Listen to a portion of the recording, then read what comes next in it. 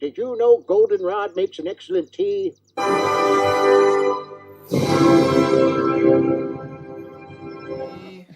Happy birthday to me. Happy birthday, dear Aaron. Me. You are a sad, strange little man, and you have my pity. Or what's inside. You suck. Finally, we're going to reveal the... Hey, everybody. Welcome back to Tomic's... veteran of the comic book industry for 30 years, I'm a writer, I'm an artist, and this sucks.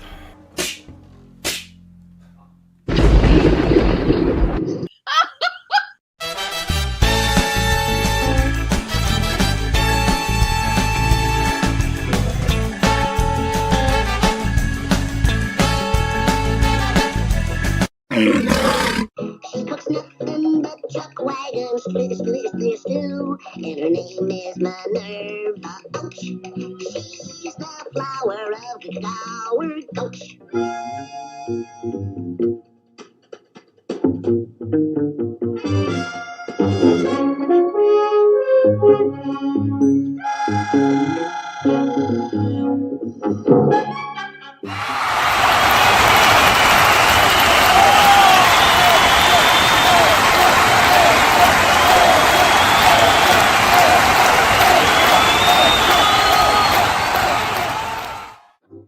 Don't start! We haven't left yet!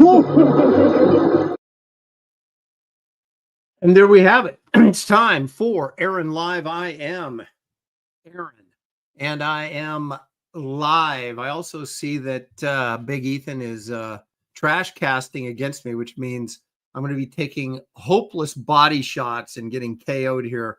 But the show must go on, gosh darn it. And I guess that's why there's reruns. Those of you who aren't joining me live, well, you can catch me later on the old YouTube replays. But those of you who are here joining me live, thank you very much for your patronage. I greatly appreciate it. We can't do the show without you, of course. You all know that. So Shelley was planning kind of to make a comeback today, but second straight night without any sleep. She got some injections in her neck a couple days ago, and those to settle down the headaches. But then what that does is it inflames everything for a couple days until it settles down and then starts working. So she's been having bad headaches from the shots. They're supposed to keep her from getting headaches. And so it's kept her up the last couple nights. So she's asleep right now. But she said, she made the joke yesterday. She goes, we should take a picture of me holding one of those newspapers with, the date on it, like, they do with, hostages and stuff to prove that they're still alive on a certain date. She is still with us, but unable to make the show this week, but maybe next week. Maybe next week is the week. But anyway, let's get into this. Let's check the chat and go from there. Daniel Russell says, let me guess, no Shelley and a lot more boring Aaron content. That to me right out of the gate seems a little insensitive. So that's for you, Daniel. Appreciate it very much. Pastmaster Dan is here. He says, I've heard that it's said that smoking is a suitable replacement for a Sunday nap. Just saying. Isn't smoking supposed to, like the nicotine, it's like supposed to wake you up, right? That's so you have coffee and cigarettes in the morning to start your day. I don't know. Mark Pengren is here. Randy Howell, all the way from Canada. Leg Kick is here because Leg Kick is almost always here. Marcus Killigrew, purveyor of all things pop culture knowledge, is joining us. Corey Landis says it's time to take a break from Trashcast. He says, I need something that lifts my spirit. That's what I'm here for. All right, let's see here. Mike McMahon, accusing me of Muppet abuse, which is probably true.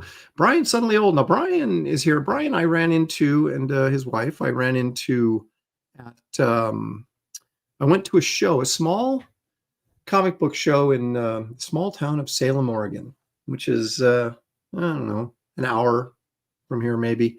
And I didn't set up, just kind of went as a fan. And we'll get into that later. But I did run into Brian, who did create some stuff with, he had like wood burning logos on leather and just some pretty crazy stuff that actually looked pretty cool. I could share it, but Shelley confiscated it as soon as I brought it in the door, and I'm not sure where it's at now. So, but thank you, Brian, for that stuff. Matthew Muma is here.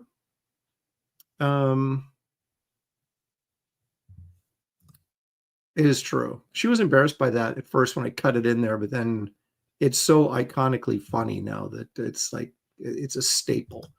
Pittima is joining us. Thank you, Pittima. Pittima.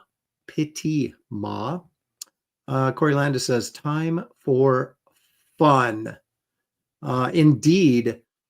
Stippling Vaughn's joining us. Says, sometimes you need to watch Aaron live just for the intro. I think so. I think it's a fun little, intro. And the thing is, I've got so many more bloopers that I could edit in there that I just haven't done. I probably should that kind of refresh the blooper reel a little bit. Geek Avengers here. Thanks for joining us, Geek. Sean Allen. Michelle Bowers is here. And remember, I always like to warn people now, Michelle Bowers carries a sword, so be very careful with your interactions with Michelle. Kelraiser joining us. Let's see here.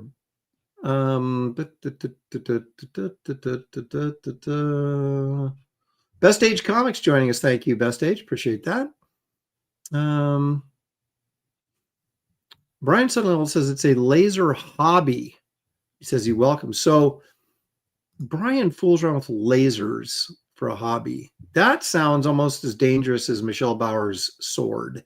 We just got to be careful about some of these people. You just never know what they're doing behind closed doors. All righty. You know what we're going to do today? We haven't done in a while, and I don't know if I'm proud of it or embarrassed by it, but especially since I've started working out again, and I've been, 4 weeks straight, haven't missed a day, and yet I still do this stuff. And so am I really negating all the work that I'm doing? We'll see. Let's all go to the lobby. Let's all go to the lobby. Let's all go to the lobby to get ourselves a treat. Well, as you can probably guess, I went to Trader Joe's again, and they have this row of like chocolate covered stuff. Chocolate almonds, milk chocolate almonds, dark chocolate cherries, dark chocolate raisins, milk chocolate raisins. And then they have these almonds. They have almonds wrapped in coconut, dipped in dark chocolate, which I found to be pretty good. But anyway, so my daughter was with me, and she's like, get the dark cherry chocolate. Or the dark chocolate cherries. So that's what I did. And that's what we're going to munch on today. Again, these are dark chocolate, so therefore they're healthy. And there's cherry, which is a fruit, a natural occurring substance that you can pick off a tree, cover it in healthy dark chocolate. This should be like a meal on the food pyramid, I think. It's so healthy. So as I eat on camera, as I am often wont to do, I think it's time we should take a look at our Frazetta for the week. The problem I'm having, though, is I just realized I didn't download my Frazetta for the week. Oh, my gosh. You work hard.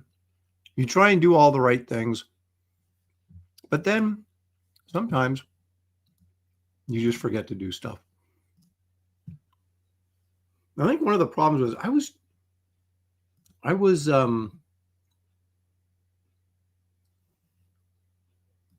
I was multitasking last night when I was prepping for the show,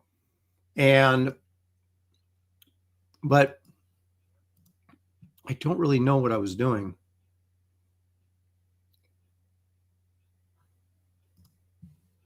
I can't remember, but I know I was like distracting myself while I was working on the show. I was going to like look for certain clips or something like that, and then I'd get distracted on something on Instagram. And then so I was doing stuff, but I wasn't really completing the job. So forgive me, I'm a little embarrassed. It's not old age. It's well, at least that's what I'm gonna claim anyway. It's more now that's old age. It's more me getting easily distracted. And okay, here we go. Here's Heart Frazetta for the day.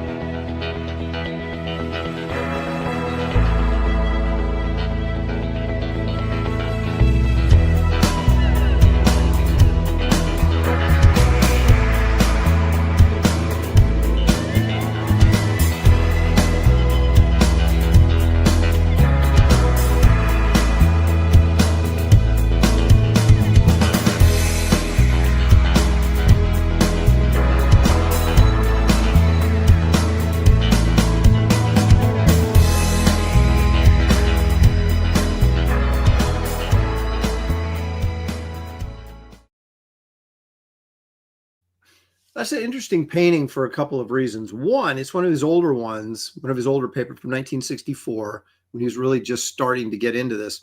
And the Ace paperback series were all these like little digest size. They weren't like normal paperback size. They were smaller. And what you find, these got released later in the 70s, re-released by Ace, but as larger paperbacks. And a lot of times Frazetta would recreate the original painting he had done in 1964 or create a new one for the new book. However, the Mad King, they still used that original 1964 painting when it was re-released in the 70s in bigger, in a little bit larger format. So Frazetta apparently liked this painting the way it was because he didn't do anything new with it. So I find that kind of interesting, and I do kind of like it for one of his older paintings. Now, it's not a barbarian. It's you know, I don't know what period of time that book is because I haven't read it, but it's a Edgar Rice Burroughs book. But the Mad King, Boris did a painting for that cover for that book, for a different edition of that book, and other people have. But I think that holds up pretty well. Again, strong central image. The horse is fantastic. I like the color scheme of the piece, and there's that looming castle in the background, but you got that big shot of the king on his massive horse. So it's not a well-known Frazetta piece. I mean, I don't know if you can say that about any Frazetta piece because they're all pretty much been seen a million times, but it's one of his lesser known paintings, I think. But I think it's strong. I like it. I like it a lot. So there you go. Sequential Artist for 10 says, greeting, Aaron's in chat. Maybe you could come up with a garbage man cast format to counter EBS's trash cast. The problem is with me doing that, it's sort of counterintuitive to me. When I was brought up and then also in the professional industry, one thing you didn't do, which was taboo or against protocol, however you want to put it, is call other people out, even in your own profession, even maybe if they deserved it. And so, because you never know who's going to be your boss 2 years from now, or who you might need to work with 2 years ago. And if you're burning bridges all the time, then it sort of closes those doors. Now, granted, I'm not necessarily in a position anymore, certainly in mainstream, where anybody would work with me anyway, but that sort of, you know, that old school sort of professionalism, teaching, whatever, that was ground into us kind of still is there. And so I don't like to go out and call people out. And in fact, I don't even like to criticize like bad comics, which I probably should. I mean, people should, but I don't like to do it because then I'm kind of in a roundabout way criticizing maybe the artist or the writer that worked on the book, and maybe they deserve to be criticized. But I always feel like as soon as you criticize somebody, you're just opening the door to get criticized yourself. And I don't have time or energy for that kind of back and forth. So I won't do it unless someone's dead. Then maybe I'll comment on their artwork critically. But, that's just me. To each his own, as we say. Michelle Bowers is claiming, despite the fact that she has a sword, that she's an angel. So, okay. I'm not suggesting that Michelle's out there, dueling people or anything. I'm just saying. Now let's see. There's Tim F joining us. Thank you.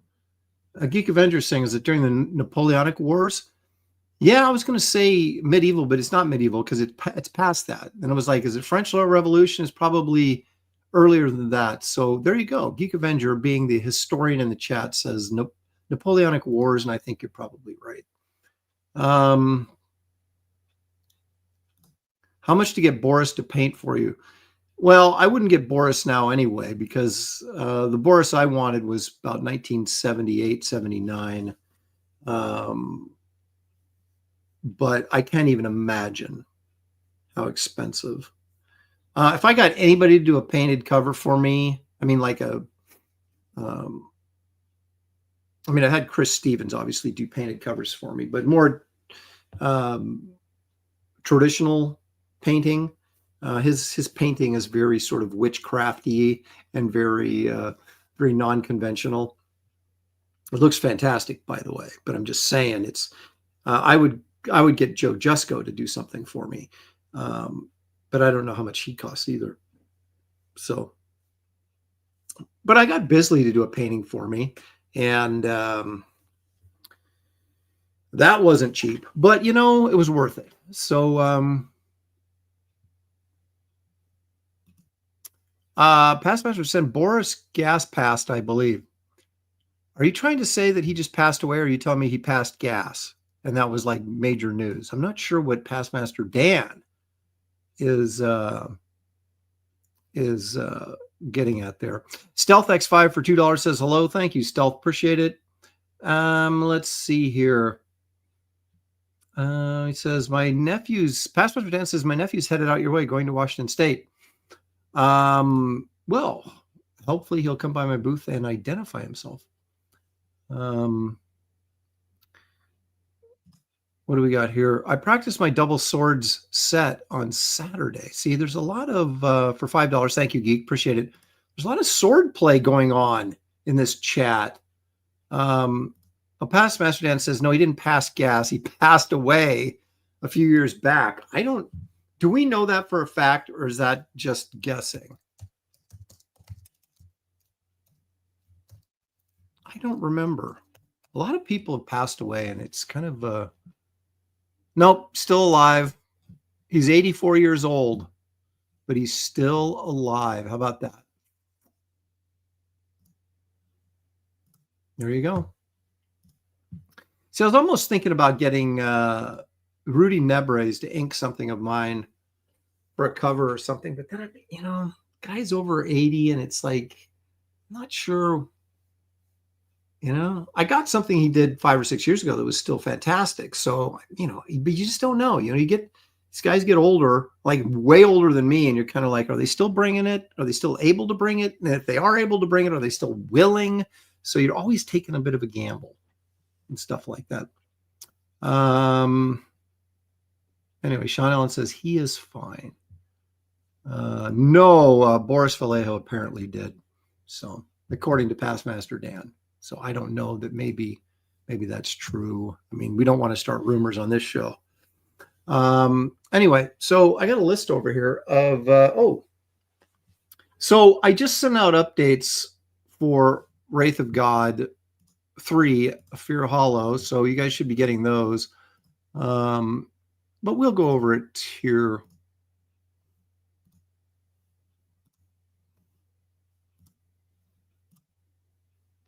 as we present your paid intermission commercial break for today. Yeah, we're talking about Wraith of God 3 Fear Hollow, my latest graphic novel project. This is the third installment.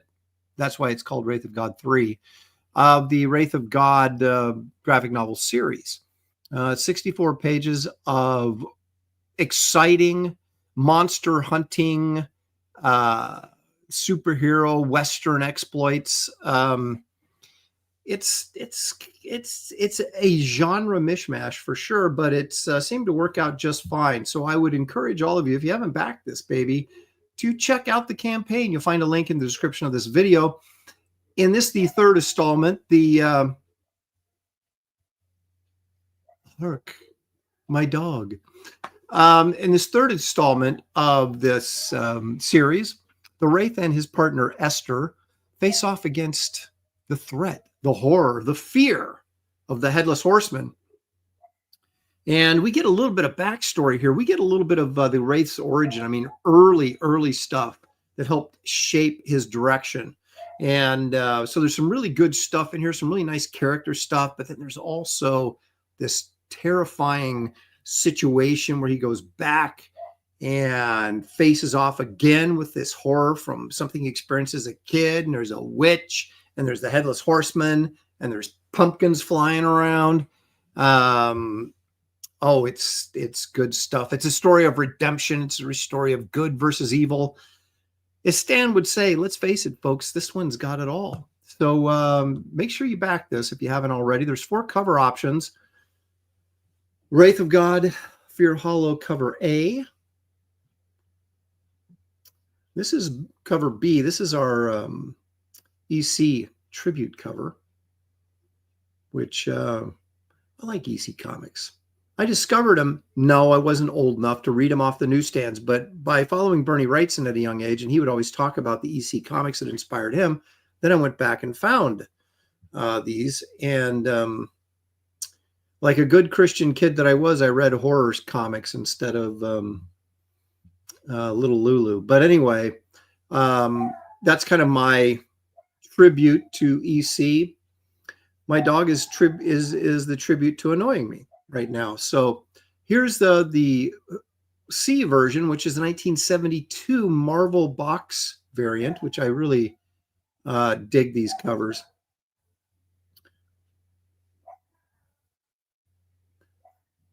It's almost like Morse code. You know, it's like, who's my dog barking at? Is my daughter coming home? Is someone delivering something? It's a mystery. And then we have this great, speaking of Chris Stevens, painted cover. Here's one right here. This is a great piece. I am so thankful that not only he did this for me, but I actually bought the original. And so I've got the original. It's just a great piece. And so anyway, those are your 4 cover options. We've got some colored pages here. Jason Wright, of course, is coloring the book. So a lot of nice stuff in here. We have stretch goals. The first one that we've met is the editorial page. The old style Marvel editorial page is going to be included in the book with an Empire Comics value stamp featuring, you got it, Garbage Man. This will soon be colored, hopefully by the end of this week, and I'll get those colored versions up here. There's also a sculpture trading card from the nightclub, and at 80,000, which I'm going to work on anyway because we're going to get there. We're almost there right now. Is the trunk trading card, also character from the nightclub. And I'll be working on that card soon. You can get this Wraith Nouveau print, signed and numbered, limited to 500. Wraith of God Roughs Volume 3. That's 48 pages of layouts to the graphic novel. So, and that comes signed and numbered, limited edition as well. You can get a shot glass of the nightclub, which is the 4th in our series of 6 shot glasses, laser etched for your convenience. Wraith of God poker chip set, commemorative poker chips. These are the heavy clay poker chips, so they're really, really nice. And then, of course, if you're behind on your Wraith of God reading, you can pick up Wraith of God 1. That's the second printing with the new cover, or Wraith of God 2 with the award-winning wraparound cover right here in this campaign.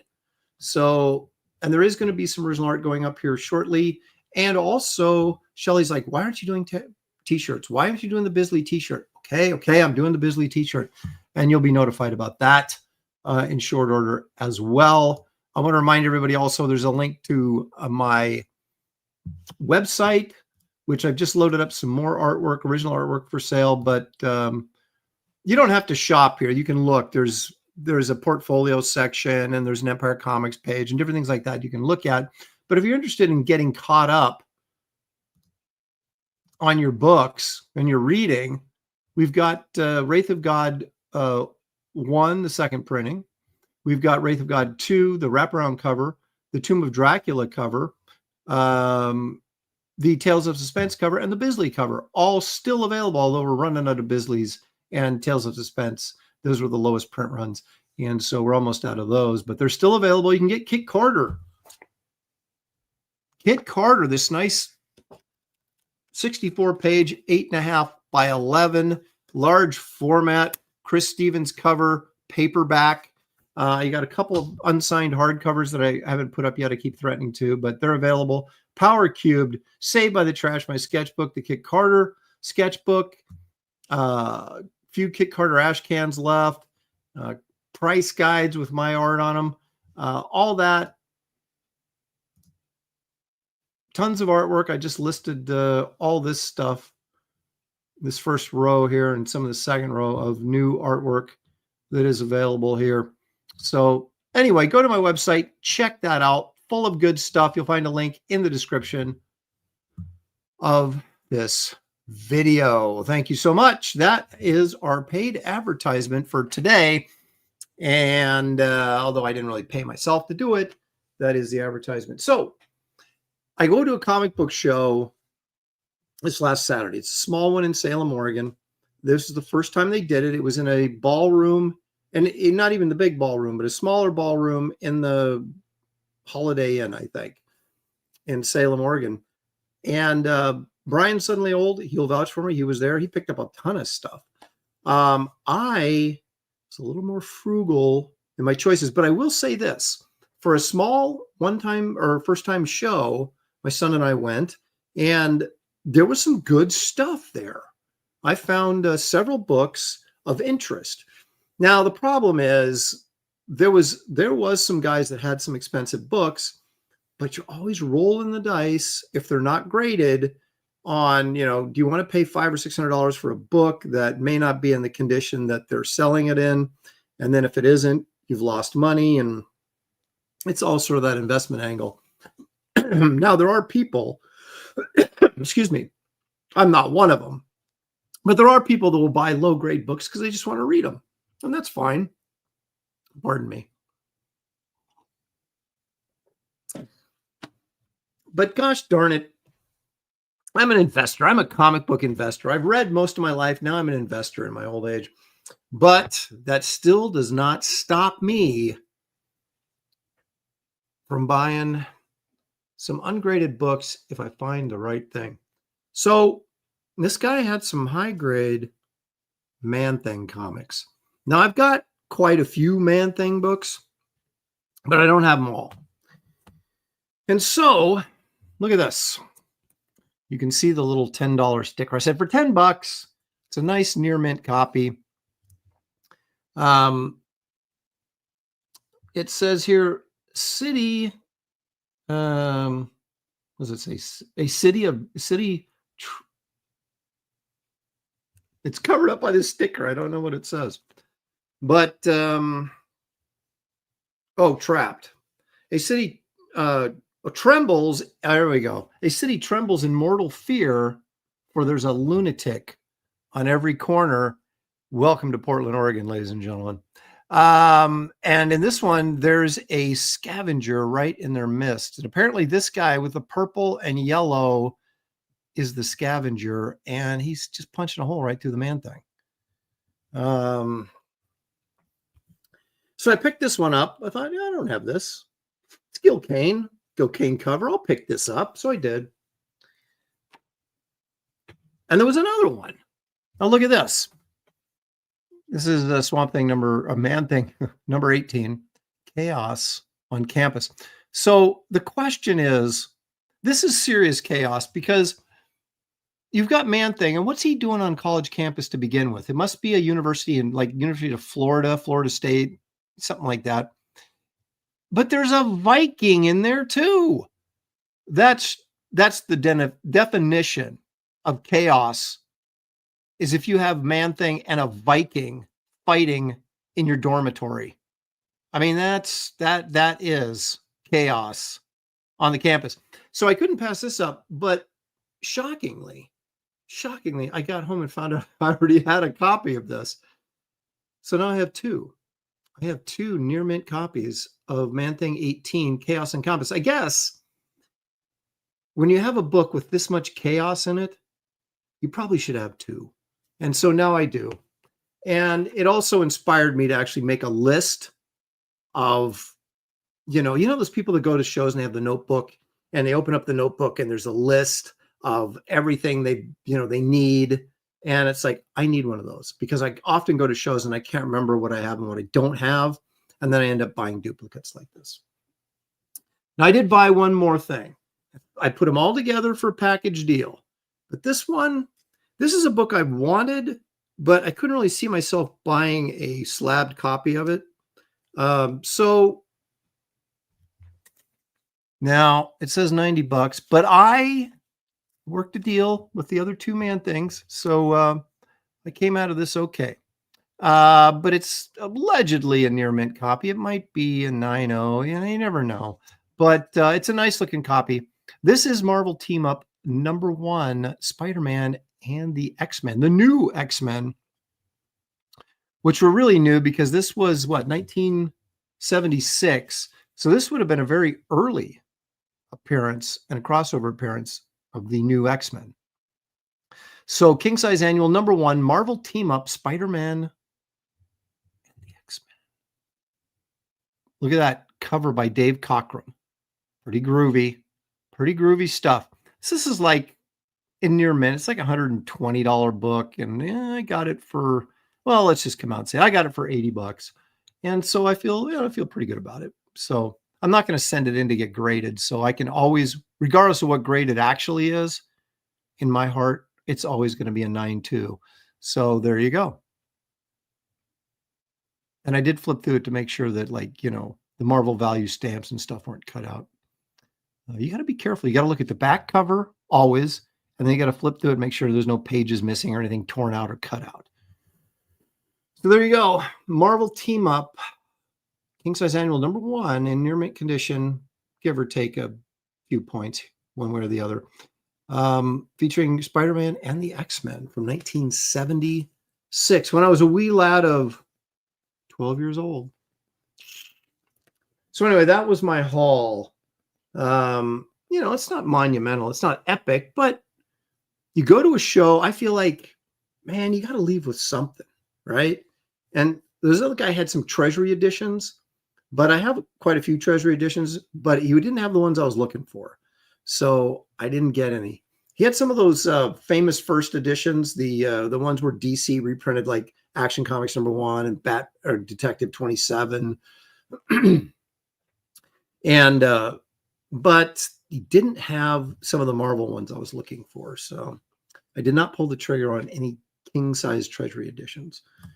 Geek for 5 says, Squeaky says, ask him what the differences between Swamp Thing and Man-Thing is. Maybe it will set him off. Thank you for the 5, Geek. Now I'm going to lose my mind. Well, Man-Thing actually came out before Swamp Thing did in Savage Tales #1, which I'm pretty sure was 1970. And Swamp Thing first appeared in House of Secrets '92, which is 1971. So there was a little bit of time lapse. Now, the Man-Thing is a ripoff of a 40s, 50s character called the Heap that used to appear in Airboy comics. So do with that what you will. But the Man-Thing, of course, is a mindless, shambling swamp beast who, if you're afraid of him, which who wouldn't be, you burn at his touch. The Swamp Thing still has the mind of Alec Holland, the scientist that was changed into the Swamp Thing. And so he's a thinker. Now he's become sort of environmentalist BS thing, but not the original Swamp Thing, the Wrightson Len Wein Swamp Thing that I love. After Alan Moore took over it, he became the Swamp Thing with flowers and just ridiculous amounts of vegetation. And I was like, I prefer the Wrightson Monster of the Month approach that they did with the original first 10 issues of Swamp Thing. But anyway, that's your difference. And I hope that kind of information changes your life, Squeaky. Captain Bipto's like, how did we get back on Man Thing? Yeah, well, there you go. My dad called and I used my phone. See you later. Well, there's Marcus. You're gonna miss the Gil Kane covers. Oh well, what are you gonna do?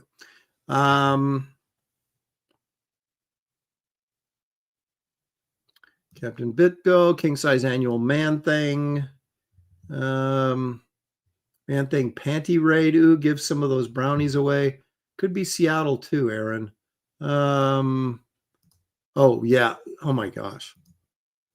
Don't get me started on Seattle. I boycotted Seattle ever since the Summer of Love, Chaz, or whatever that was.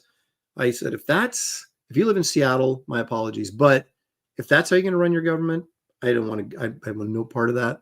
And in fact, I don't feel safe walking up around there anyway. So that's why I don't do the Seattle Emerald City Con anymore.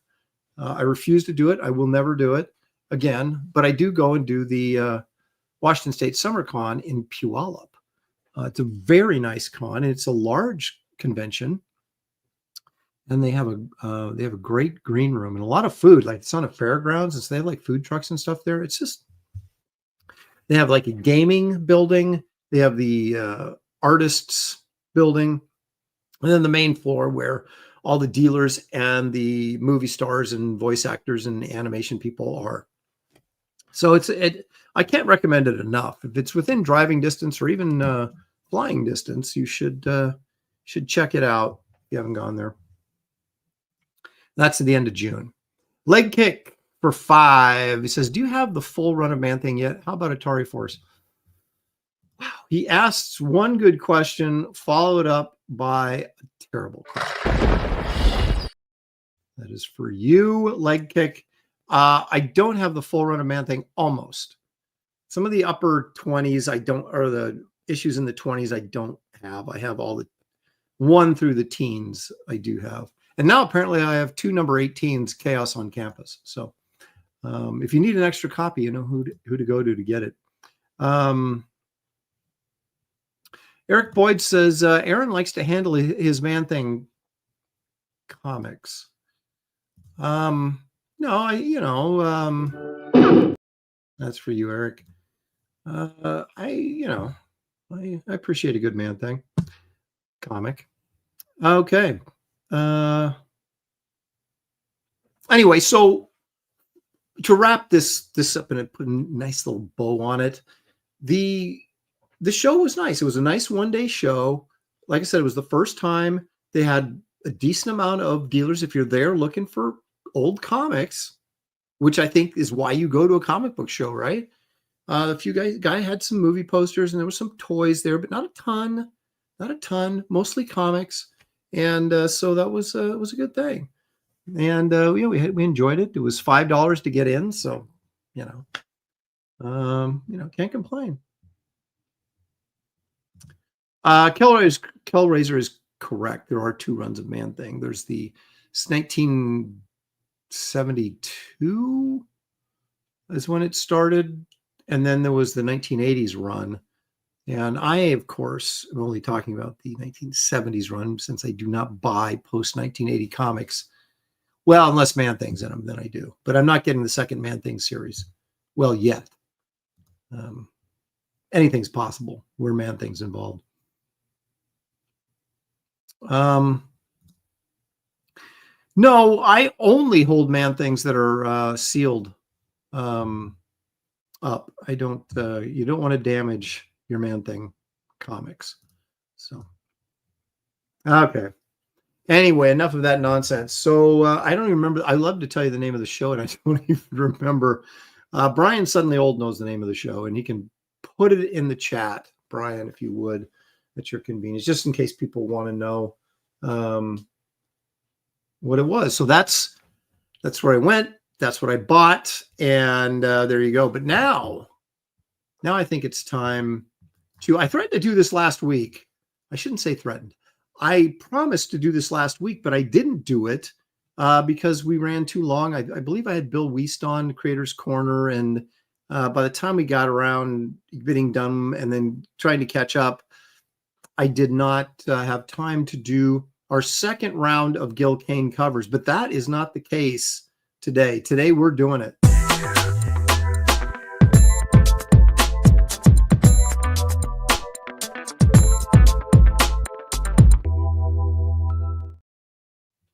That's right. More Gil Kane covers. Of course, these are in no particular order.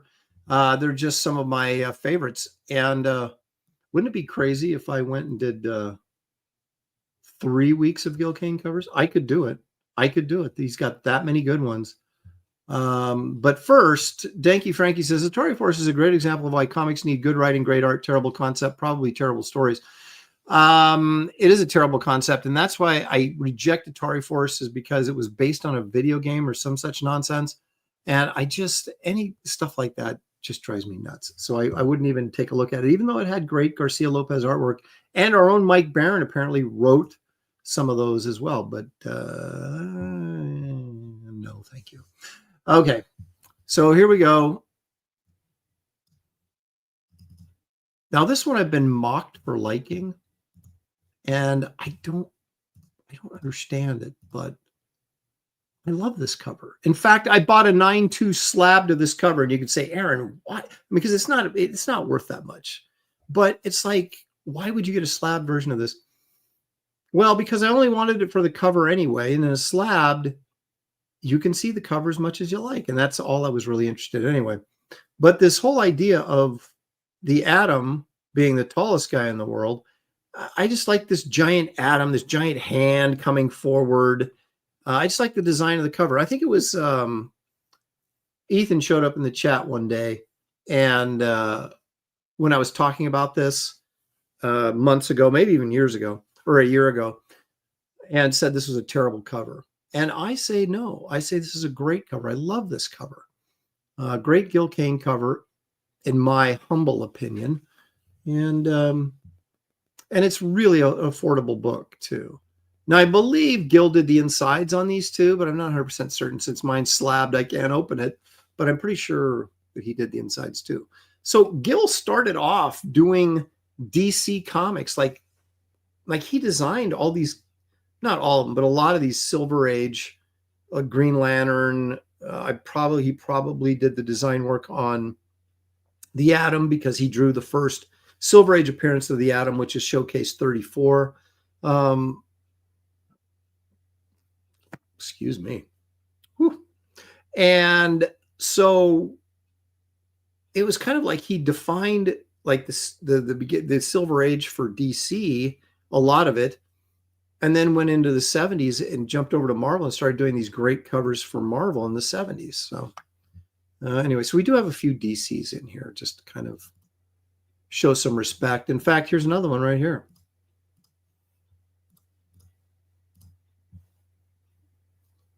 I'm the most powerful man on earth, yet I'm powerless to save this city from dying. That's a great cover. I mean, you got that classic Gil Kane anatomy going on here, kind of wonky, but I love it. These hands reaching up, just a well-designed cover. And that's the thing about Gil Kane. You can either, like his style or you don't like his style, but man, could he design an effective cover that make you want to buy the book. So not every cover he did was perfect, for sure, but the vast majority of his covers were just really well designed and would make you want to buy the book. And again, we're talking about an age when these things were on the spinner rack, and you had to grab the kid's attention to get him to plop down that 15 cents. Oh man, the good old days. And this is a cool cover. This is one that would have worked there.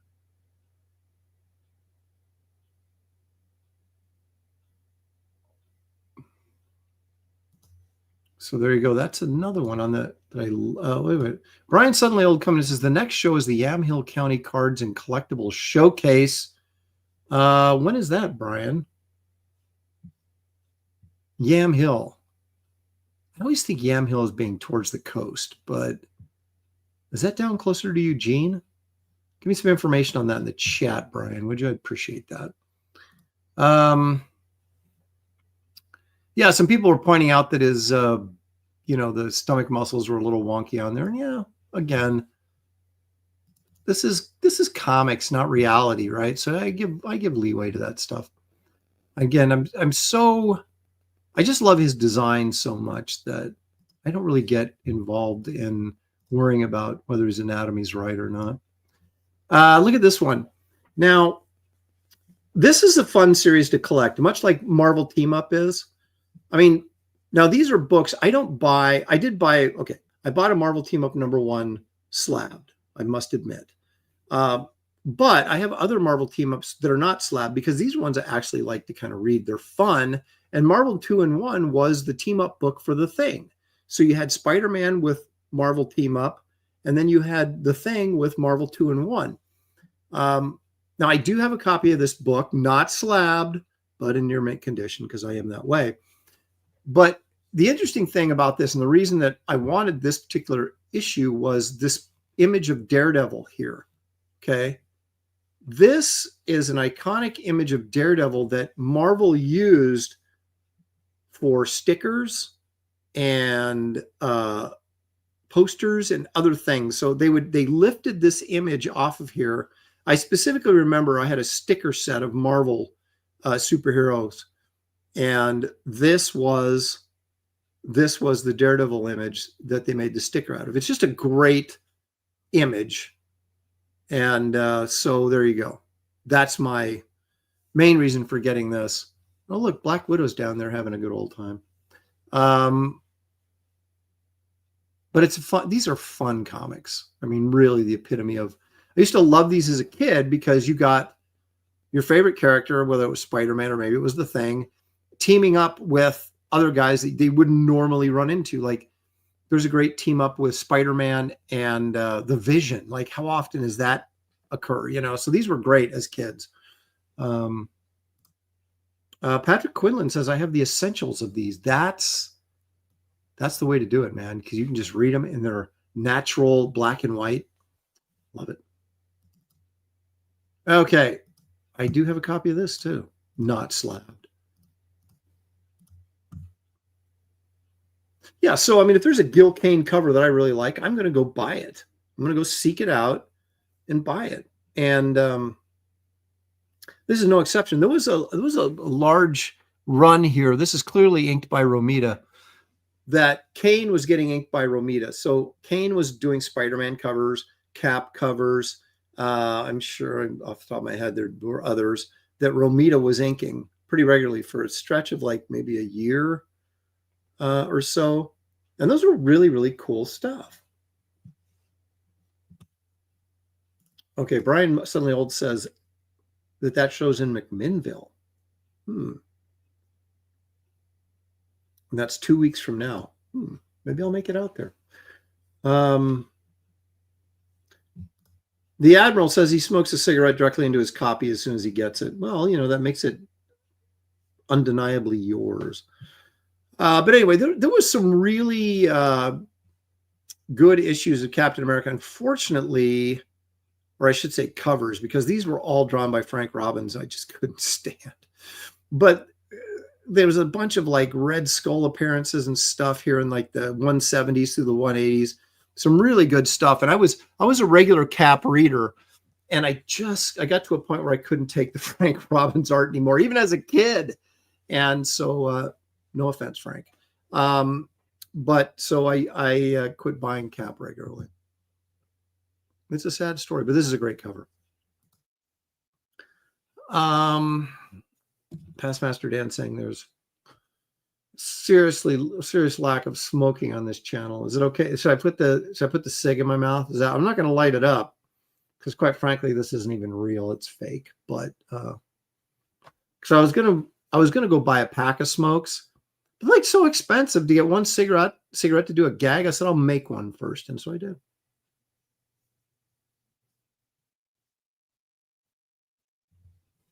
Brian Suddenly Old says, apparently this McMinnville Comic-Con or comic show, it's not a convention, it's a show, coming up says it's comics and barbecue. Wow. You better hope those comics are bagged and boarded. You get barbecue sauce all over them. Ugh. Sounds like something the Admiral might do while he's smoking his cigarette. Okay, let's move on. Oh, yeah. Okay. So the cover just before this, you might be able to pick as being a really good Gil Kane cover as well. But this is the third installment of the Wrecking Crew saga that started in Defenders 17, which does not have a great cover. And then Defenders 18 has a really nice cover. And then this is the one. Now, the reason I included this on the list is because I remember seeing this on the newsstand, just this cover. And I had no real context. I mean, I knew who I knew that was a thing. And I knew Luke Cage. I was totally into Luke Cage when I was a kid. I thought he was cool. And then, of course, I knew who Doctor Strange was. And there's Nighthawk over here, in case you didn't notice down here. Nighthawk doesn't look like he's in too good a shape. So he joined the Defenders. But I love this cover. And so I was like, I'm getting this. And I remember reading this story and really liking the story. And it was so odd when you bought comic like I did. I was a total rando, except for Spider-Man and Captain America for a period of time. And Avengers for a period of time. I bought like every issue. So I was reading month to month, keeping up with the story. But I was also a completely rando buyer. If I saw a cover that I really liked, I would just buy it. Then I'd take it home and read the issue. And if you look at this cover, right, it looks like the Defenders are dead. They're defeated by this Wrecking Crew. I mean, I love the Wrecker with his crowbar. I don't even know who this dude is with the big helmet. But cool. And so I thought, oh my gosh, they're all dead. I've got to read this story. So this is the third part of a 3-part story. So it's like, I didn't even know what was going on, except they were fighting and, I got to see the end. So it's like skipping through the movie to get to the end to see how it ends. But that's what I did. I would buy these rando comics and then I'd read the ending of it or, wherever, if it was the first issue of a story, I might not get the other two if I didn't like the cover, but I would always buy the cover I liked and then read the insides, and then maybe it'd leave me hanging, maybe it wouldn't. But this is a really good cover. Again, we see Kane do this a lot where I've adopted this from Kane as well, or adopted it, maybe both, where you've got the villain or the hero is kind of lying unconscious or dead in the foreground and the villain standing behind him. I love the concept because it's like, again, this works better on kids than it does adults because none of us are stupid enough to believe that the heroes are dead. But when you're a kid and you see this, you think, oh my gosh, I don't want to miss this. These guys all got killed. And so then you buy the book. But I do love this kind of, your heroes incapacitated in the foreground with the villains behind them. I do it a lot. And I think it's an effective cover. Captain Bitpost suggesting maybe that I stole the concept. That seems a little harsh. I don't know that I want to go that far. Okay. Speaking of the Wrecking Crew, I just recently bought this one because, yes, again, a Gil Kane Wrecking Crew cover. Thunderball, that guy was cool. He had a big, he was like Absorbing Man he had the wrecking ball, but he just, smashed people with it. And they miscolored the Wrecker. They're supposed to have purple here. I always loved Iron Fist because he was like a karate superhero. I thought that was cool. But anyway, so you've got, again, your hero in peril, about to get smashed by this apparently cosmic charged ball and chain here. Squash him, Thunderball. Show the martial arts punk some real pounding. And then, of course, Iron Fist is nearly exhausted, even if my iron... Wait a minute, what if Shatner was Iron Fist? He'd say, nearly exhausted, even if my Iron Fist stops him. Pile Driver, the Wrecker, and the Bulldozer will finish me. So there, I guess that's all their names right there, huh? Pile Driver. Okay, we got the Wrecker. He's right here. This is That's Bulldozer. This is Pile Driver, this guy back here. And then this is Thunderball. So there you go. I love the Wrecking Crew. And remember, there was a big stir for like a few minutes when the She-Hulk TV show came out, and these guys were supposed to be in the show, and they end up being in the show, but they're all like guys from a gay interior design show or something. What was that show called? Queer Eye for the Straight Guy or something like that, where these gay guys would come in and redesign your pad for you or whatever. That's what the Wrecking Crew looked like. So they totally, these issues were getting hot for like 5 minutes until they revealed what the Wrecking Crew looked like on the TV show. And that was that. Didn't the Enchantress create the Wrecking Crew? It's very possible. I haven't read these in a long time. I know that the Wrecker got his powers from Loki. It seems like everybody that hates Thor is like going around giving people, powers to beat up Thor. But anyway, yeah, there you go. So this is another really good cover that I really like. I'll give you guys one guess on why I like this cover. Yeah, it's Martial Arts and the Man-Thing, and One Must Fall. Now this is interesting. Shang-Chi has a little footy on here. He has like a little sock on, perhaps to protect him from the Man-Thing. But if he's fighting the Man-Thing, he wouldn't fear the Man-Thing, right? Because only those who fear the Man-Thing burn at his touch. So yeah, so what an odd combination. Inked by Tom Palmer. As you can tell, Tom Palmer is so easy to spot as an inker. But anyway, so this is Gil Kane, inked by Palmer.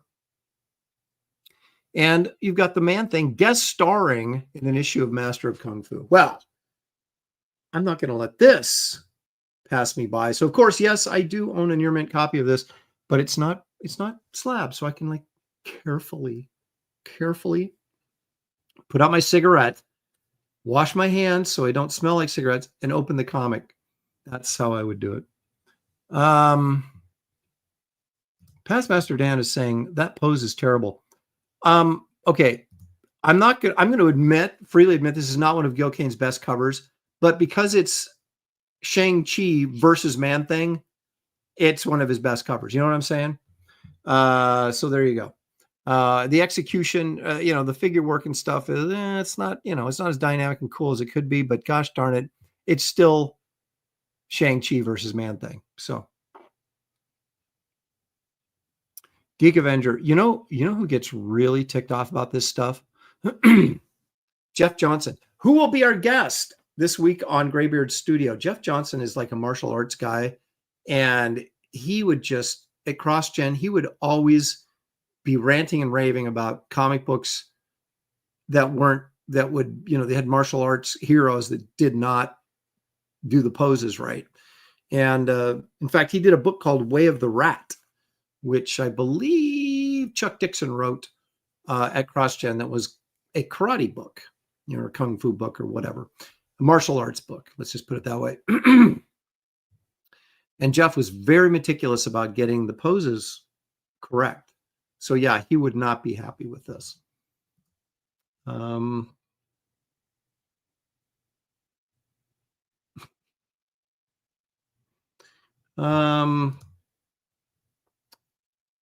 Captain Bitbo, they've got to be female artists that measure up to the quality that we're looking for.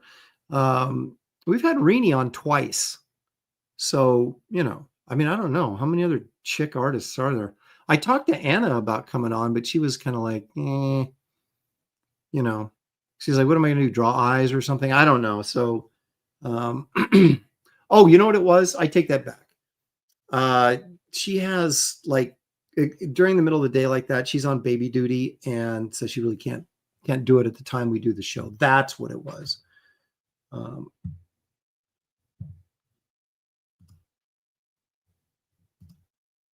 And I don't really know any other women artists.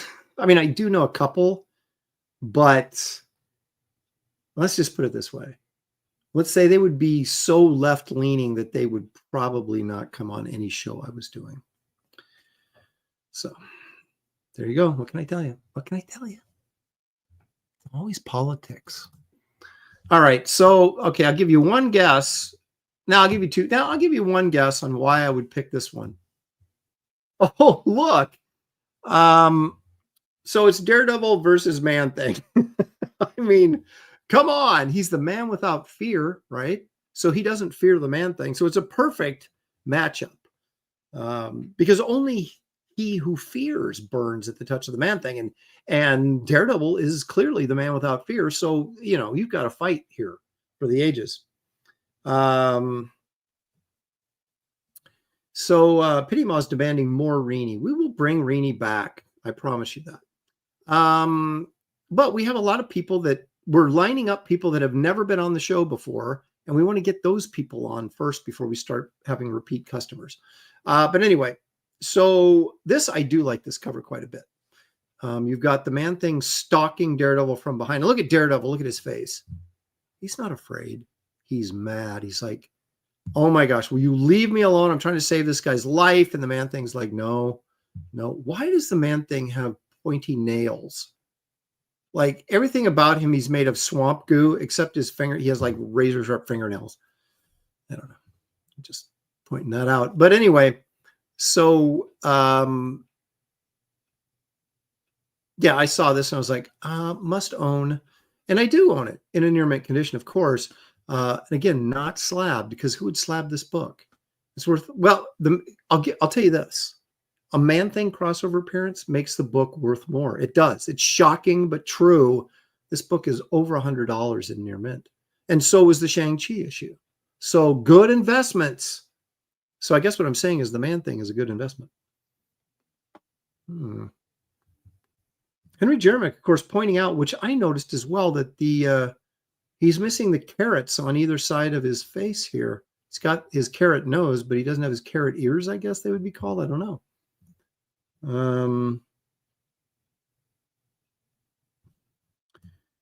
I can't imagine why David would come on the show, because he has his own drawing show where he has 500,000 subs. What benefit would it be for him to come on our show and draw? I just can't imagine him doing it. But once we run through the people that actually know will come on the show, you know, if the show grows a little bit more, but I can't imagine that he would come on, but maybe he would. David's a nice guy. He really is. So he might, you know, take pity on me. What about Kelsey on Graybeards? Wouldn't that be a great idea if we could get Kelsey Shannon on Graybeards? Okay. So anyway, I love this cover, and that's why I own it. Okay. Here's one of my, this is one of my all-time favorite Gil Kane covers, which you guys are going to go, what? But in fact, someone pointed out that my drawing on Graybeards this week was similar to this. And it was a robot standing over this girl, menacing her. And look at that goofy robot. I love the face on this thing. It's like a Muppet face or something. And actually, I'd really like the figure work on Captain Marvel here. I think it's really nice. And Gil did, I call him Gil like I knew him. I never met him, but I'll say Kane. I'll be less informal or less formal and say Kane. He did a run from like 17 through 23 or 24 of Captain Marvel that were really nice Captain Marvel covers before Starlin took over. This issue also has the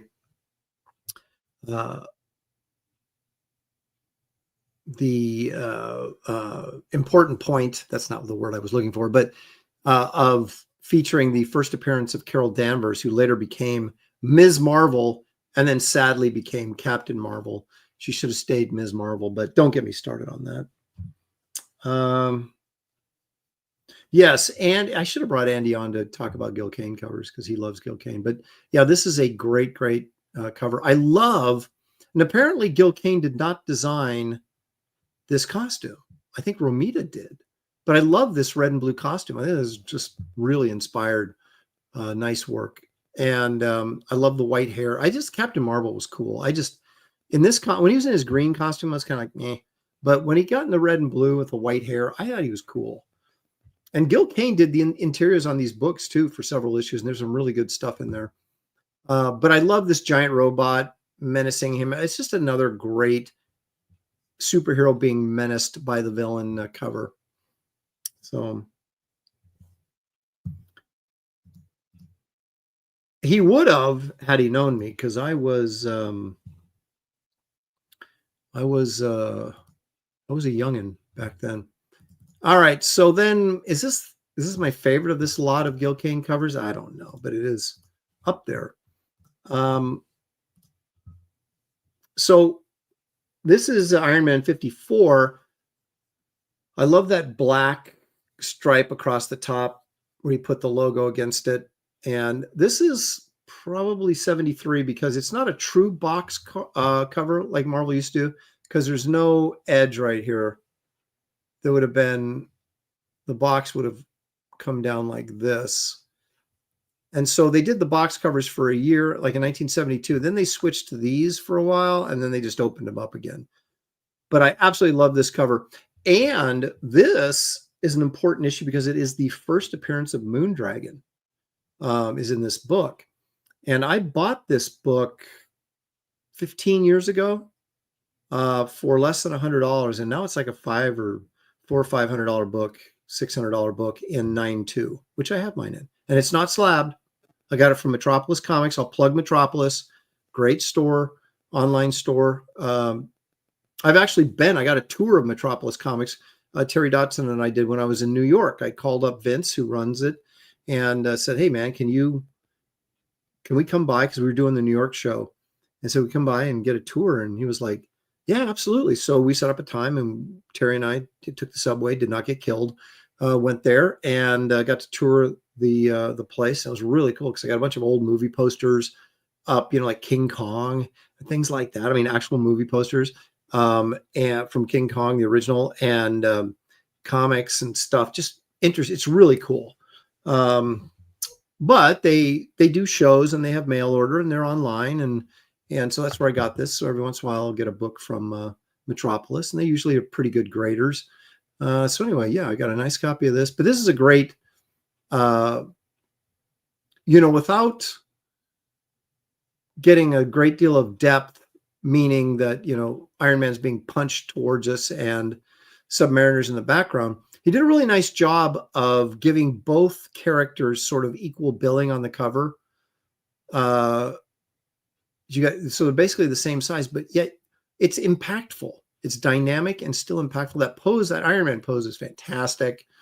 It's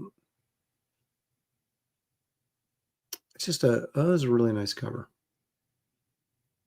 Henry Jeremick's got it. He says, Iron Man cover is an ace. There it is. Didn't Gil go through a blue period? I don't know if you're talking about porn or blue pencils. I don't know if he did or not. Now, he did do some stuff in the 80s, like Black Mark and some creator-owned stuff. He had I'm pretty sure he had like a espionage spy thing. I can't remember what it was called. And it's very possible that he went Howard Chaykin on some of those and gave us a little bit of an R rating here and there. I don't know that he went totally, hardcore porn like Wally Wood did, but it's very possible. Not all these comic book artists were these upstanding moral citizens that I am. Anyway, so there you go. That's and again, you guys that are fans of Gil Kane's work, you can probably say, well, I can think of 20 covers you haven't even shown yet. It's good. I could keep going. I'm a big Gil Kane fan. I really am. I'm not that big of his interior work is fine. Like, I really enjoyed his John Carter of Mars series at Marvel that Rudy Nebres inked, but probably I liked it as much because Nebres inked it.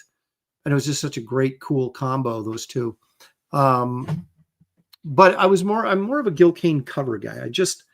I thought his run on Spider-Man was fine. He did some really nice, issues of Spider-Man. a 6-arm Spider-Man saga, first appearance of Morbius. So there's a lot of good. He did the drug issues. So he had a nice run of Spider-Man. My son is not. Death of Captain Stacy, I believe, was also Gil Kane, as well as Death of Gwen Stacy.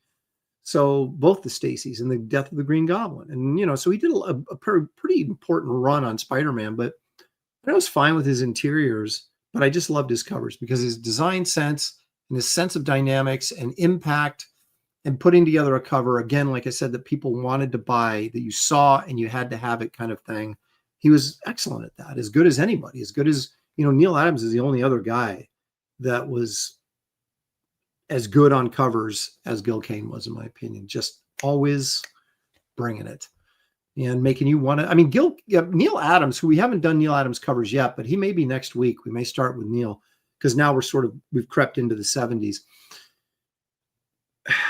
Neil Adams would take the dumbest DC concepts and turn them into excellent covers that make you want to buy a book. And then after you read it, you were like, oh, God. And that's what you want a cover artist to do, right? And so we'll get into Neil here because Neil, of course, is one of my biggest influences. Him, Wrightson, Frazetta, they're the big three. Randy Howell sharing spicy secrets with us. Steve Ditko shared a studio with a porn artist. Now, when you say a porn artist, you mean a porn acting artist or someone who drew pornography? I guess would be my question. Back in New York, back in the day, I'm sure all these guys were looking at art as art and whatever job you could get. And, and I'm sure a lot of these guys were not prudish, especially in the 70s. But who am I to judge? I wouldn't do it, but I remember talking to Kevin Nolan one time, and Kevin had done a story in Penthouse Comics, right? And if you've ever seen it, it's tremendous work, and it's light on the pornography. It's not a real explicit story, shall we say? But the artwork is freaking unbelievable. It's so good. And I remember talking to him one time, and I told him, I said, yeah, Penthouse approached me about doing something, but I said, I couldn't do it. And I thought to myself, ooh, maybe I just insulted him. But he kind of made a joke out of it. He said, how did he say it? He was like, for enough money, I'll do anything, or something like that. It was kind of funny. We kind of laughed it off, but yeah, I did have an opportunity and I chose not to do that. So, Paul Taylor says he bought those Penthouse comics for the articles.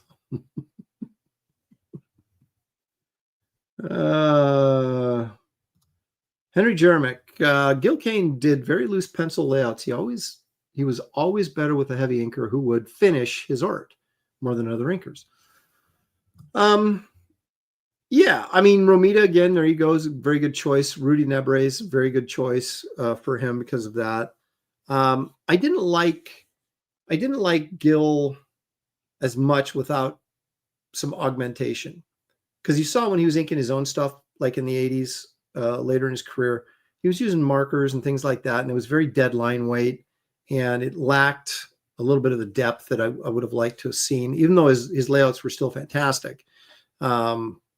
So yeah, that's a very good point. Buscema was the same way, right? Very loose, and but he had some crappy inkers or people that I didn't like over him, and guys that I thought were really good. Again, I thought Rudy Nebres was excellent over Buscema because it gave all this pizzazz through the inking, but he's still that Buscema structure was still there.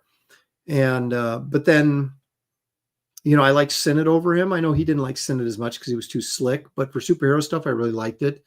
Sal Buscema over him was good. But there were some guys that were too heavy-handed. Some of the Philippine artists, I didn't like Akala over him.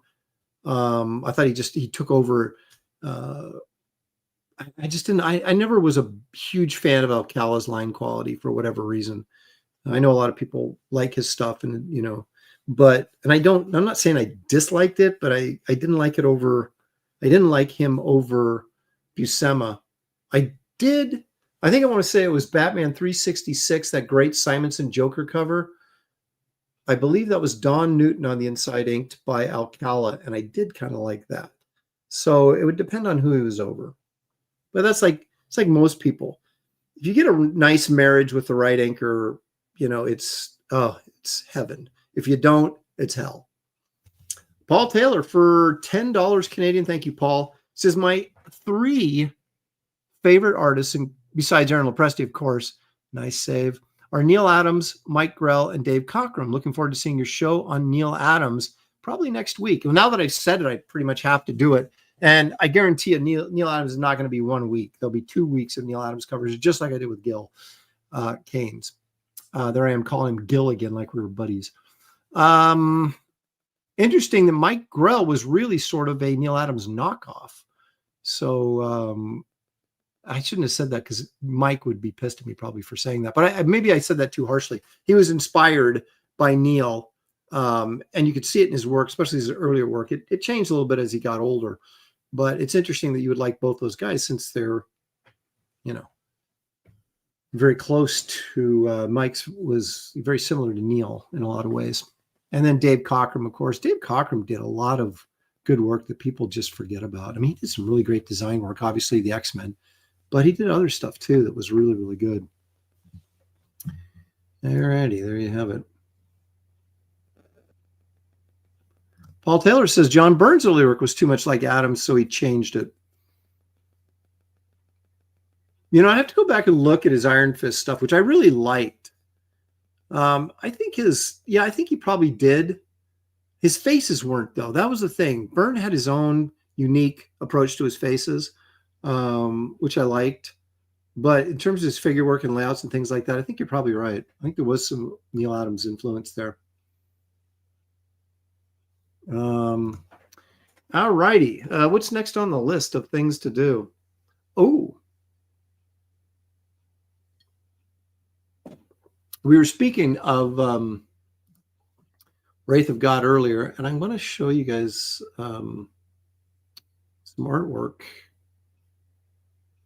that I have. So let's open up the old flat files and see what I've got.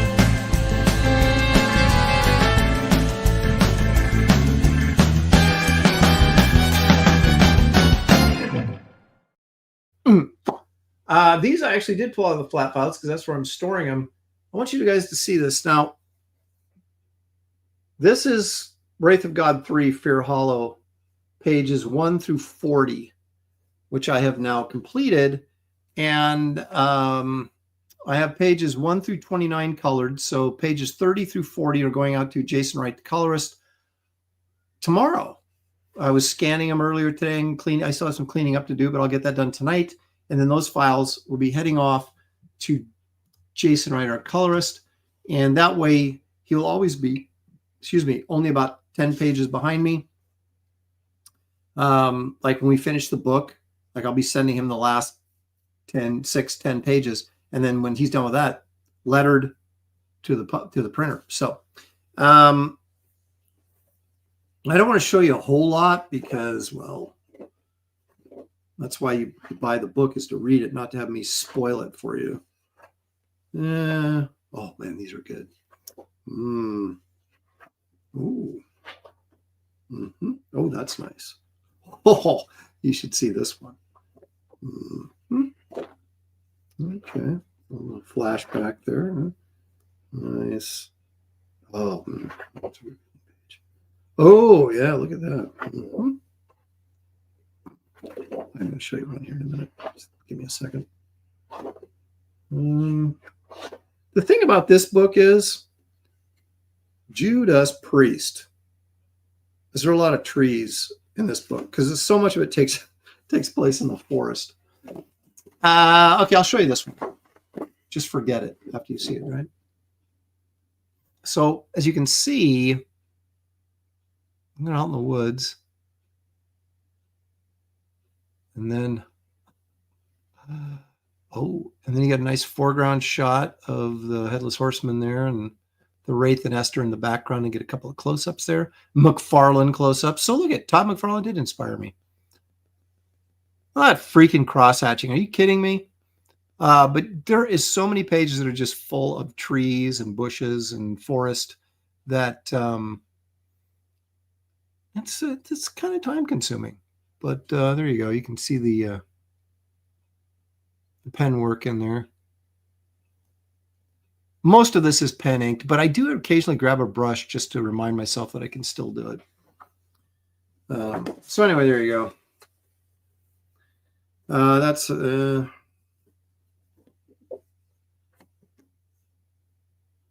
I'm not going to show you this page, but so I did a close-up of during a flashback sequence, the witch who in the story, her mother from a flashback sequence. I did a close-up panel of it. I didn't like it, so I redrew it, and I'm going to paste it in there digitally. But that's the witch's mom, who's also a witch, a little bit older, not quite as attractive. Her heyday is long gone. But I'll do that sometimes. You know, you draw something, you're like, God, that could have been better. Needed a better angle, and so you go in and you redo it because you can. It's the beauty of it. So anyway, there you go. That's what you get. So all you get this round. I did just send this out to you guys on the update. So if you haven't looked at your updates, you'll see it.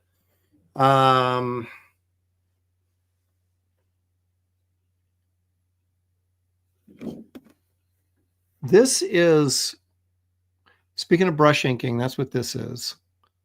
All brush, except for these little divots and cracks.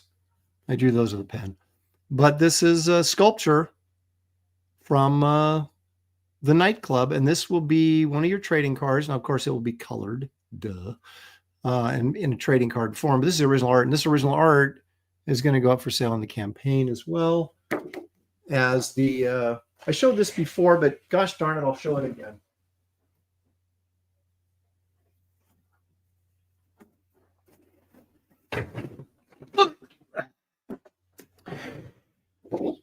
This is your value stamp that'll come inside the station. This is garbage man. This will be colored, of course. Now, this original art will also go up on the campaign page for sale. So if you're an art collector, these two pieces will be going up. And, oh, wait a minute. I did that in reverse. Now this, we did 50s sci-fi where Bill Willingham and Corinne Kaiser Stone joined us on the last Graybeards. And this is what I drew for 50s sci-fi. And it is kind of similar to the Gil Kane Captain Marvel cover we looked at earlier. But anyway, there you go. This, of course, is for sale. As just about everything I draw is, because I don't know if you guys know this or not, but that's how I make a living, is drawing pictures. So anyway, did I show this? You guys got your Kit Carters? I assume everybody here has a Kit Carter, but if you don't, go to my website, man, and get the Kit Carter graphic novel. Look at it's in color. This is like my favorite page, right here. Colored by Kelsey Shannon. You guys might remember him. So yeah, it's in living color. Got a double page spread. Look at that. It's like big format, like Marvel's 1980s. Well, look at Dan Lawless on the back. Wow. If you don't have this, you should have this. Go to my website, pick one up. All righty.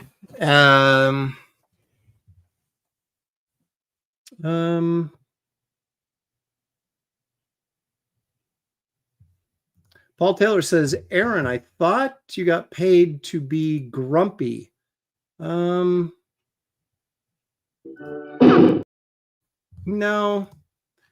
I just am grumpy, but I don't get paid to be grumpy. Man, if I got paid to be grumpy, I would be freaking rich right now. Well, what are you going to do? You can't be everything to everyone, right? All right, what am I forgetting? Okay, so that's just a little bit of artwork And again, you guys are into, you want some affordable stuff like $300 or less, if you're on a budget. There's a lot of the sketches that I do recreationally and also on Graybeards are up on my website. And it's free to look. There's a link in the description of this video. Also a link to Wraith of God 3, Fear Hollow, which we know is a 64-page book. But again, there's 40 of the pages. So it's getting done, like all my books get done. So, we're provided everything goes smoothly.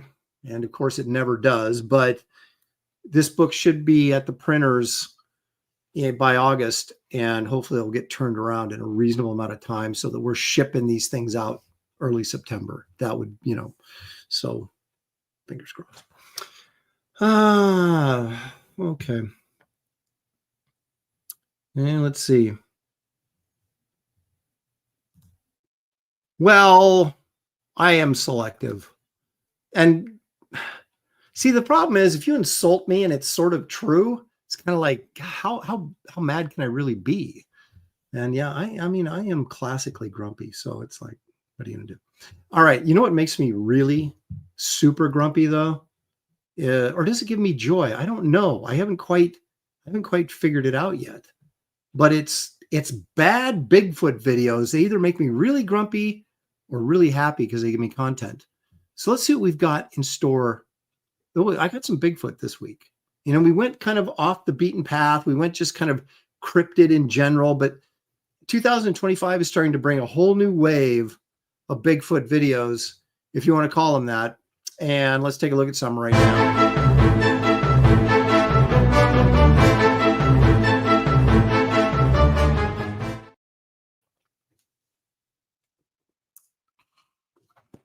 Refreshing. Okay. Now, I know there's a big buzz. Everybody hit me up on Twitter yesterday or whatever about this new Bigfoot video. I don't have it for this week because I already had it. I already had stuff lined up, but we will take a look at it next week, in depth next week. But this week, I'm going to show you. I didn't even do Bigfoot videos last week. That's how far behind I got. Oh, wait a minute. We did do them. Why do I have a bunch of Bigfoot videos over here that we haven't watched yet? I might have just in the middle of the week saw some stuff and started recording it, and maybe that's where they came from. I don't know. Life's difficult. Okay, but anyway, let's take a look at this is one I like to call Bigfoot at Night. Now, shockingly, this is not blurry. So you'll be able to form, I think, an educated opinion about what you're seeing here. So I don't share the audio because I don't want to take a chance on getting shut down. But this guy who's filming this is like, hey, what's over here? Blah, blah, oh my gosh. And then, so you're like, okay, performance, not great. But anyway, here's what he videoed. You tell me.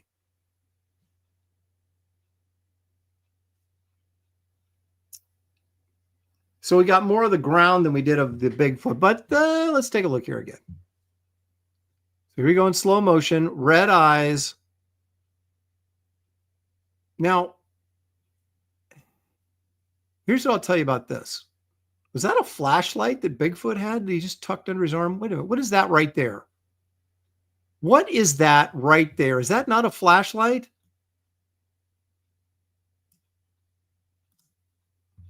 Is that not a flashlight that Bigfoot is carrying? Correct me if I'm wrong. Here he comes in slow-mo. Glowing red eyes because, he's the devil. Now, there's kind of some elements of this costuming that I kind of like.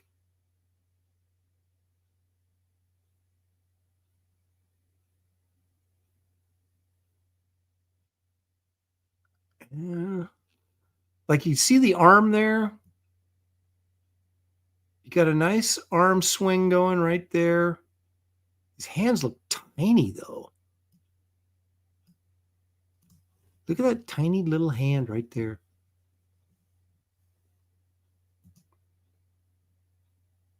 But it looks kind of shiny, like maybe it might be real fur. It doesn't, his feet don't look big either. Looks like small foot.